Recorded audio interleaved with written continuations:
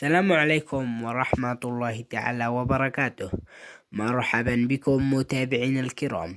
في هذا الفيديو سنتحدث على موعد مباراة منتخب اليمن الأول ومنتخب العراق ضمن كأس الخليج 25. ولكن قبل البدء لا تنسوا الاعجاب بالفيديو والاشتراك بالقناة وتفعيل زر الجرس كي يصلكم كل ما هو جديد، وشاركونا توقعاتكم وآراءكم في التعليقات. وتأتي هذه المباراة في خليجية 25.